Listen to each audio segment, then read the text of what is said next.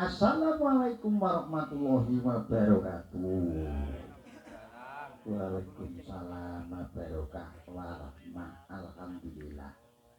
Cung, ya mo. Besut iki Mak De.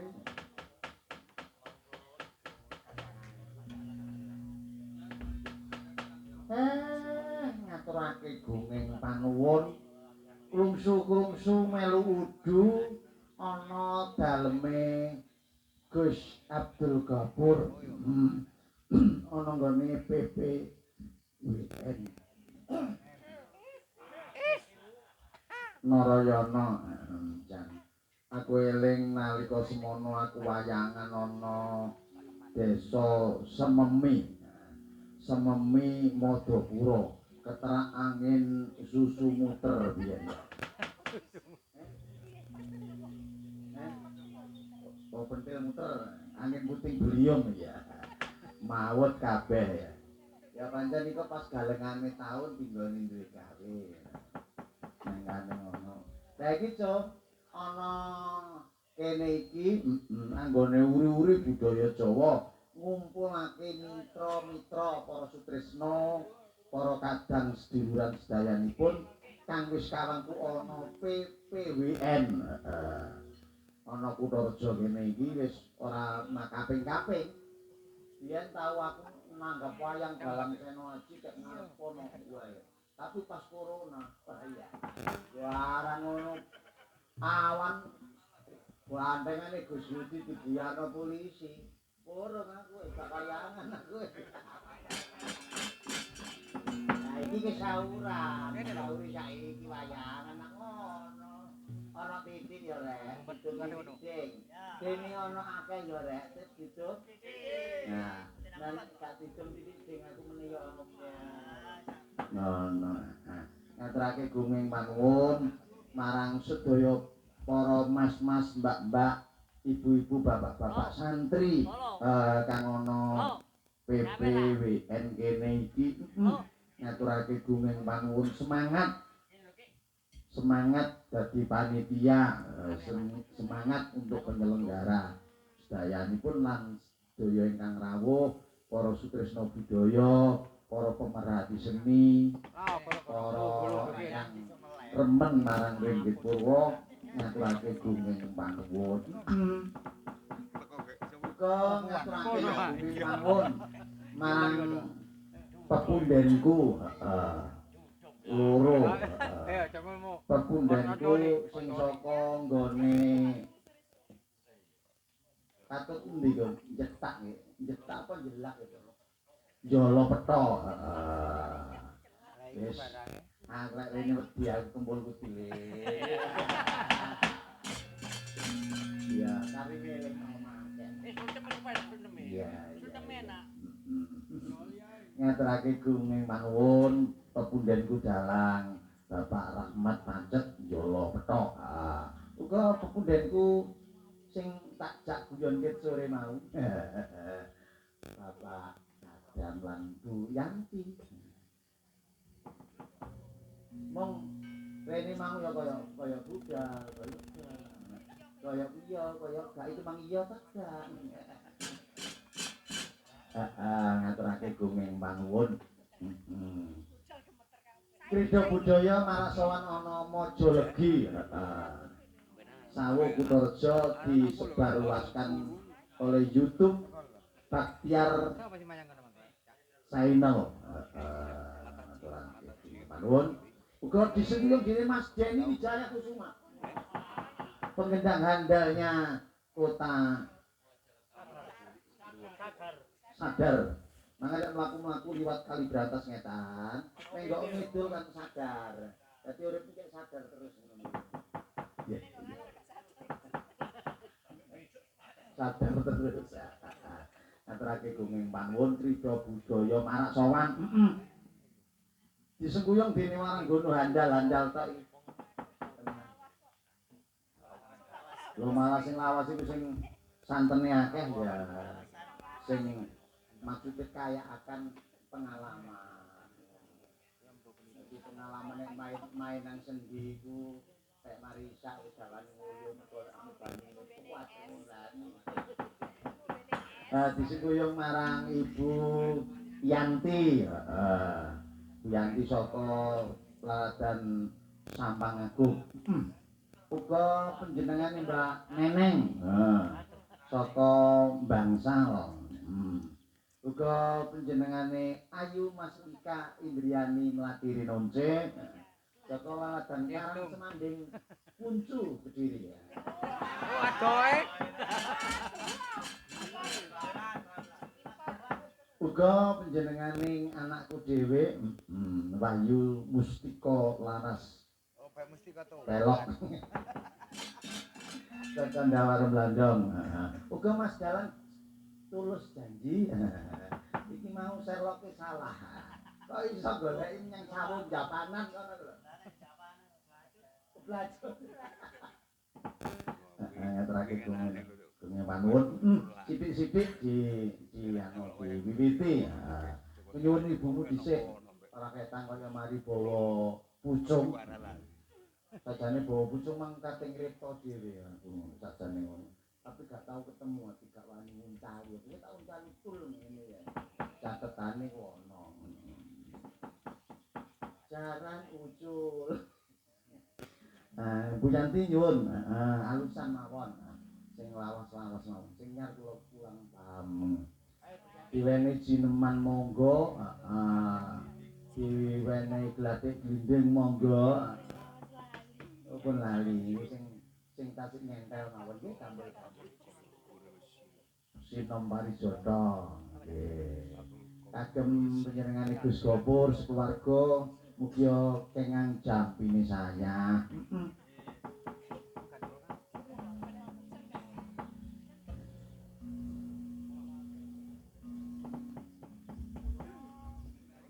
Main ning kene iki awas lo landhep-landhep.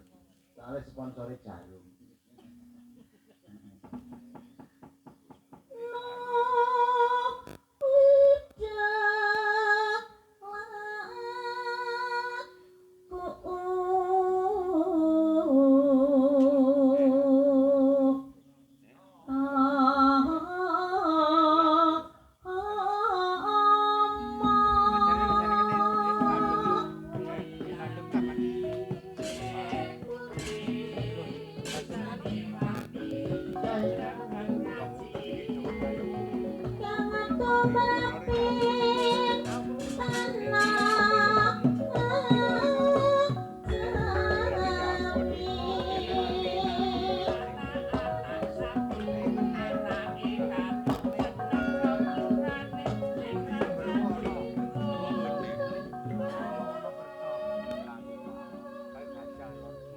Yang gawe singgakan kaya dibalik kudune ya ana sapi anak-anak semut ireng dibalik semut ireng anak-anak sapi anake kadung seneng gelem dirapi ya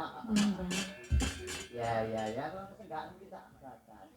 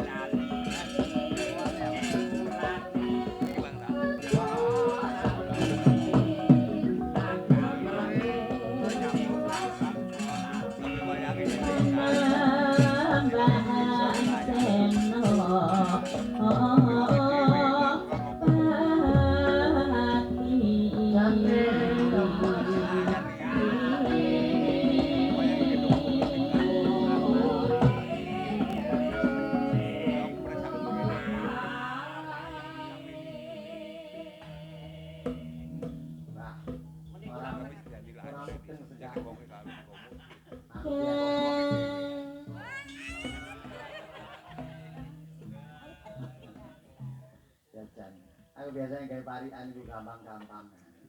Godhong kubis, edi sayur semur, sapa gelem nyedak artis, nambahi dawa umur. Ngene kuwi sing ora.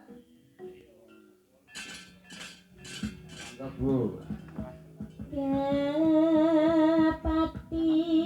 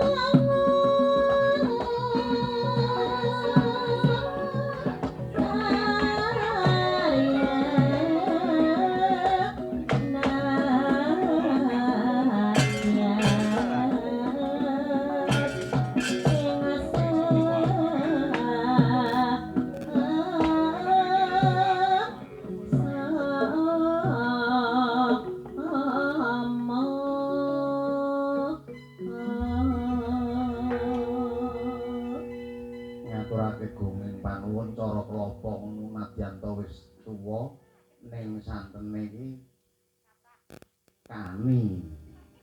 Maksudnya iku duwe bejaji ngono to suarane iki. Ngono biyen nom-nomane ku nyawang dhuwur ya genteng. Ya teko maksudnya ngono. Nyawang ngarep punya pager teko. Anjen jangan. Ya Mas, ya Mas. Zaman aku sik gandrung karo kae. Terakhir aku ning panuwun. Wingi tak tilap. Tahun 2017 iko sing tak jak main ning Yogya iku sindene Ibu Mas Rikah karo Mbak Tika Suryati ya. Wingi tak ganti, wingi sing nang Yogya sindene Mbak Rita, Mbak Dewi, Mbak Lia. Karo sapa siji iki? Karo Mas Genjot. Kalau sida main nang Sukabumi, sindene ganti meneh. Sing arep mangan kira. Ten pundi Ki? Ya kate tak kon bawa. Mila wong iku mara aku ketir-ketir. Niku bonange anyar, Mas. Niku Mas.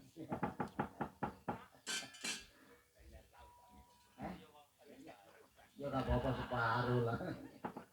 Ngene ku ndang ditantang bonange kemule. Ya oleh ae apa-apa nek keterokan. Nggih, ngaturake gunging panuwun. Kemang swantene Ibu Muyanti nadyan to kae-kae aku wis jan ati kepepet wis mesine sama aku iki. Maksudnya lo mepet gak kepepet sama niku mesti. Monggo para miyarsa ingkang badhe ngersakaken request tembang lagu maupun gegendingan saweg kula layani ya. Kaya panjenengane sedulur Mojosari. Apa? Mas? Mas Heru Mojosolor. Mas PC? Iya. Mas Bakyar? Biasa Mas Bakyar mesti milih. Gendinge tak metu angel jane. Gonggongino aduh, Mbak. Bonjorat. Ya. Sing nyala-nyala. Kopi wengi. Lung cilang-cilang wajan. Ya. Mudun cilang ngawin. Sing wonten Mbak ya loro lah. Ben ora adem, carane ora adem kudu awak digerakke. Wene spot. Ya. Spote gawe spot Ludruk RRI Surabaya. Budayan. Ya. Denong. Ayang.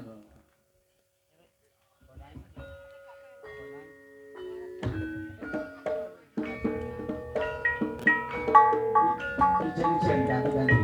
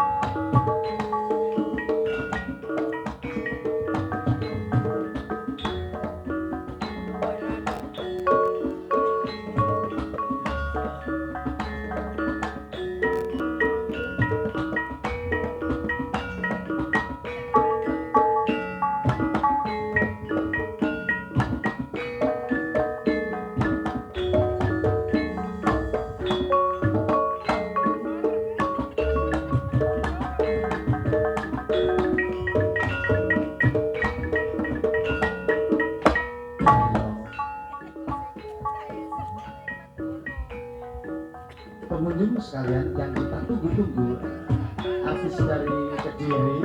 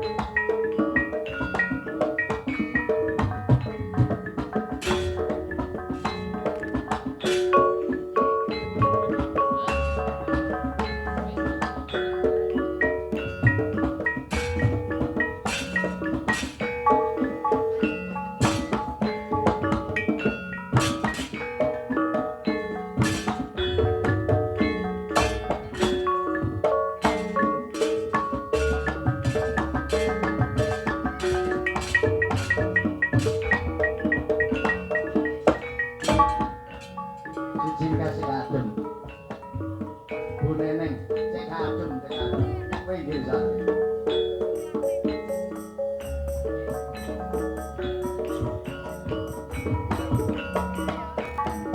Kendaraannya siji, kendaraannya siji. Siji. Ya.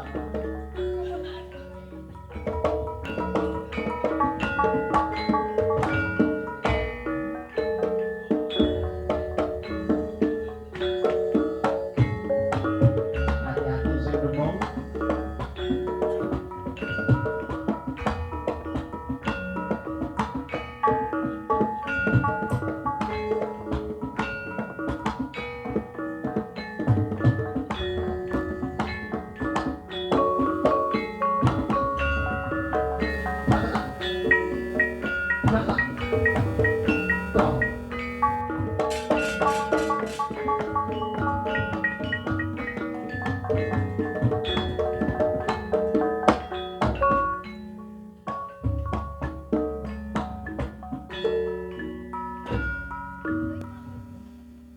Nggih, wonten pamundhut saking Baktiar Channel ya. Lung Senglang Cilung mandhapipun Gilang Alit ya.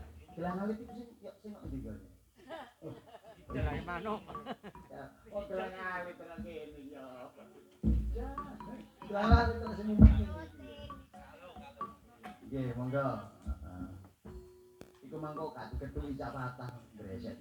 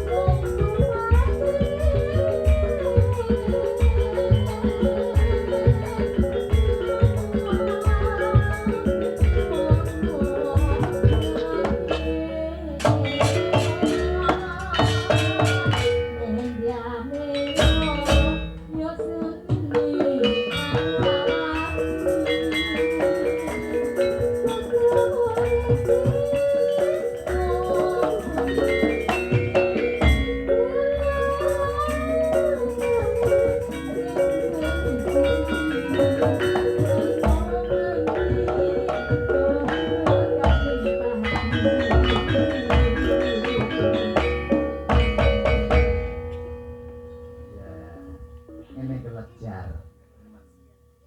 Sindene ya cakep iso alah. Tapi nek tak tes mbok iso buka.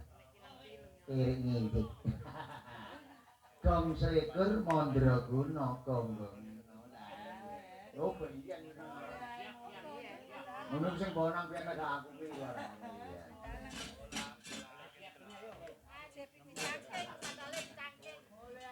Iya. Nggih, monggo para sutresna budaya menawi kepareng nyuwun lelagon sekarang kegendingan lan musik. Oh, musik apa musik ya.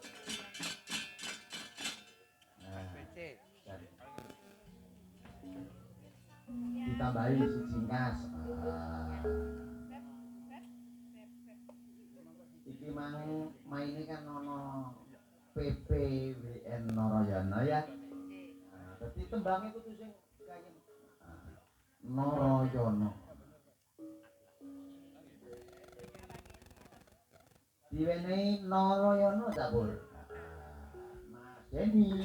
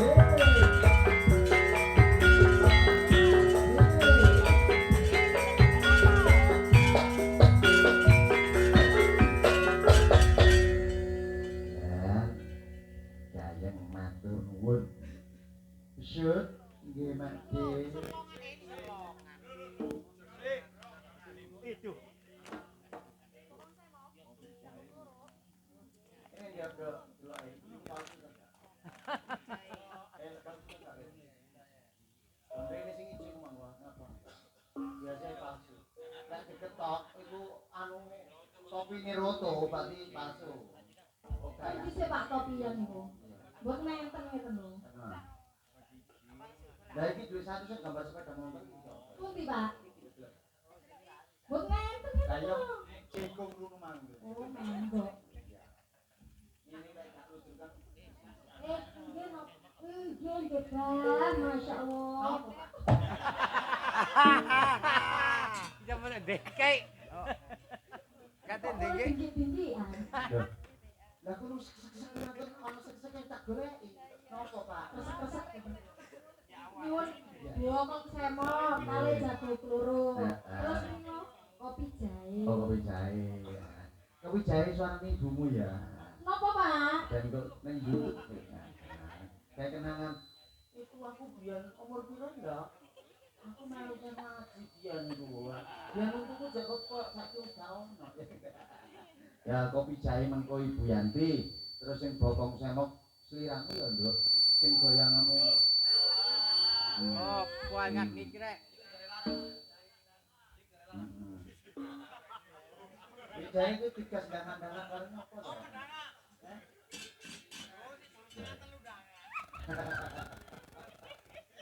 Jadi turu. Nggih, monggo. Kopi jahe di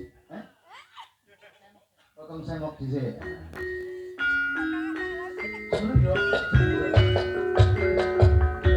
Ben ora jam, ben ora jam.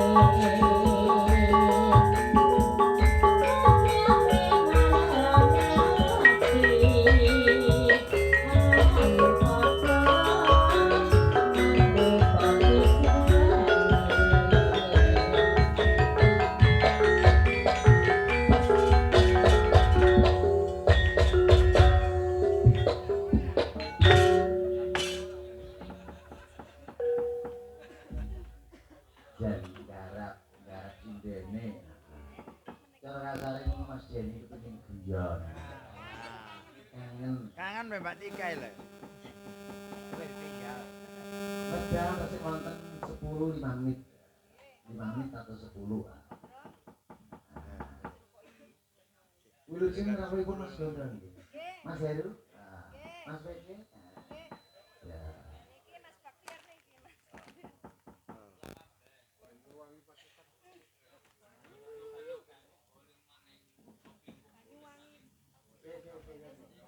Aku tidak delok iki sampe.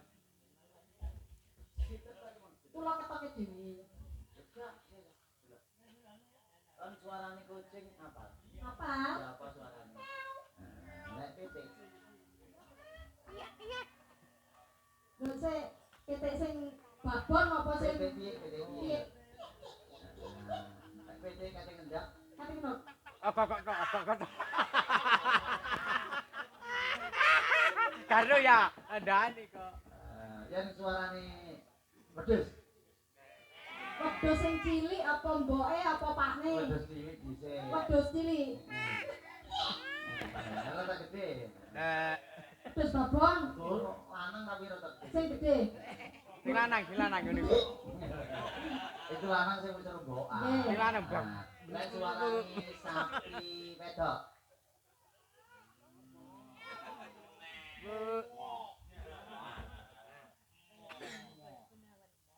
Wedok. Mo. Nah, iya kan mau duit. Alhamdulillah. Nah, waktu kamu duit kamu enggak? Banyuwangi Pacitan. Oh, Banyuwangi Kalimantan. Ini bukan bisa setel enggak tahu kobong. Biasa itu orean jres. Iya. Dan ini ana sing dene mesti tak angkat melalui sepel. Diplomatik. Jadi di Kalimantan Pacitan ya. Lupa apa? Oh, Banyuwangi Pacitan ya. Ono jalan Little Selatan ya. Keluarkan Pantura di selatan ya. Tapi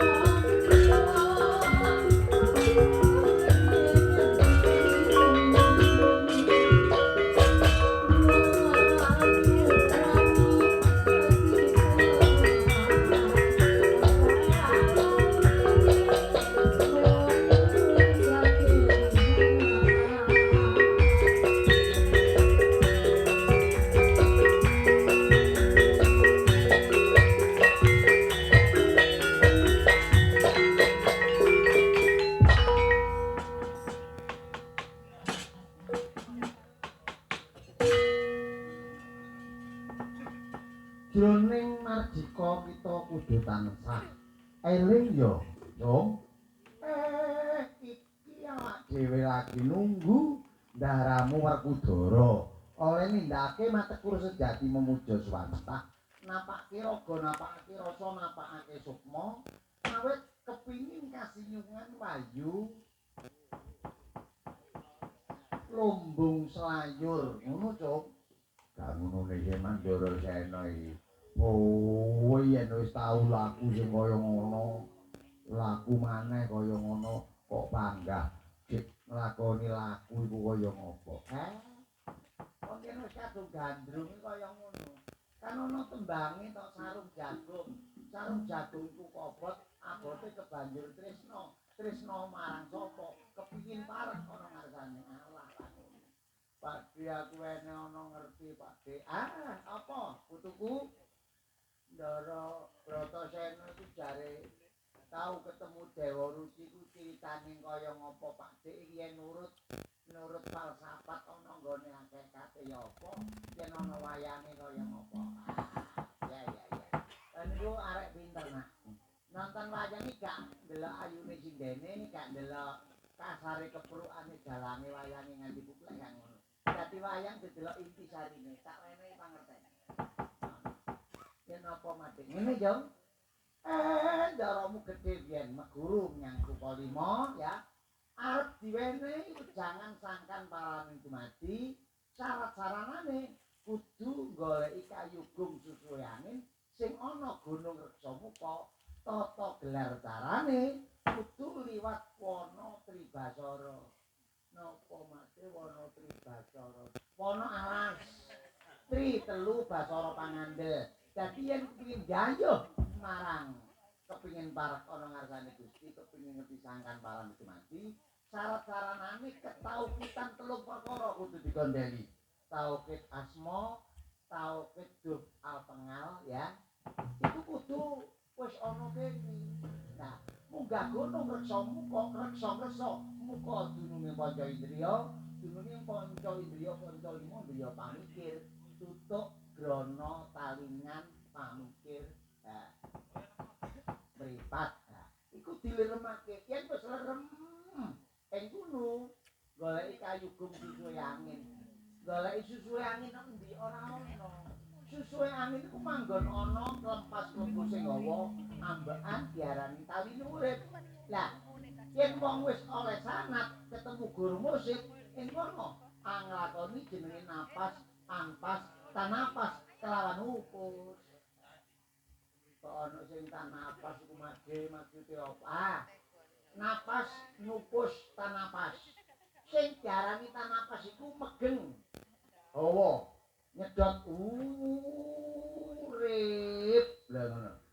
Nyedot ora ditokake, wektu ora ngetokno. Hawa iku mang pemuji ana ngaran Gusti Kang momok manon, njaluk apa bakal kasembadan maring ditokno urip. Lah ngono. Lek munggo ing tataran agama sing wis oleh sanad saka guru musik, Allah. Lah terus mate tutuke mate lah. Ngono golek kayu gum susuhe angin, kayu hayu. Mangane iki ana sing ngarani gunungan, ana sing ngarani kekayon, ana sing ngarani hayat. Lah, hayat iku urip. Hayat sing gedhe urip kang agung, Allahu Akbar. Mangane kayu gum susuhe angin sanepane. Bareng Ndaramu Sena balik menyang ketemu Kumbayana diwenehi syarat kanggo parek ana ngarsane Gusti kudu basuh pasuryane nganggo tirta maning suci utawa banyu Perwitasari. Manggone nondi ana banyu. Nah, Ndaramu Sena ana kekeliruan golek banyu ana segara kidul. Ing kono ketemu naga nabat nawa. Nabat iku tobat, nawa iku boboan nawa sanga. Manungsa kadunungan omah gedhong lawang papat. Omah gedhong cagake papat lawange sanga. Lah sing manggon ana Pancandriya.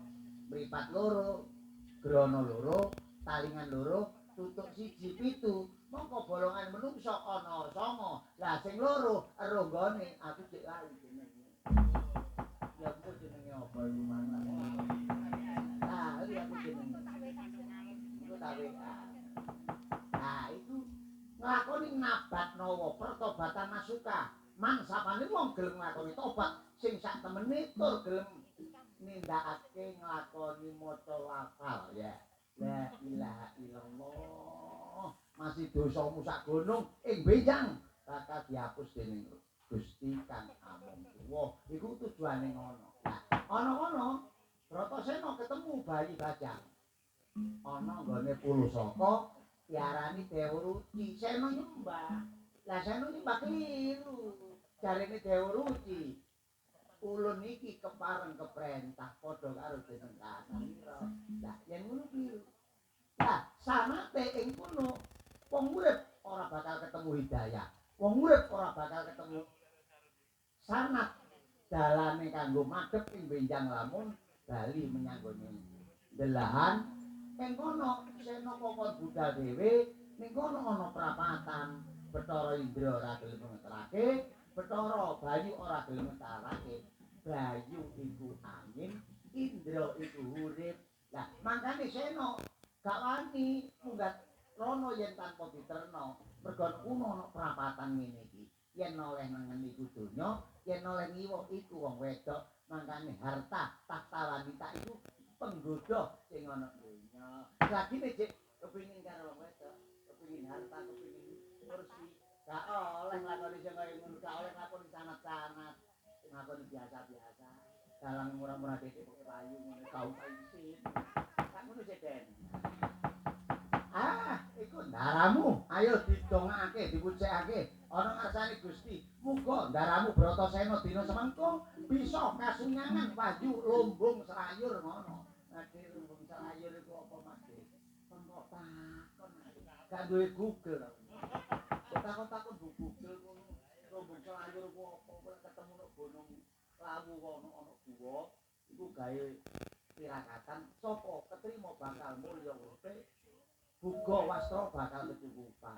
Buga wastra iku arek gak ngerti mate. Buga iku pangan, wastra iku sandangan, Mbak. Takon arek-arek. Terus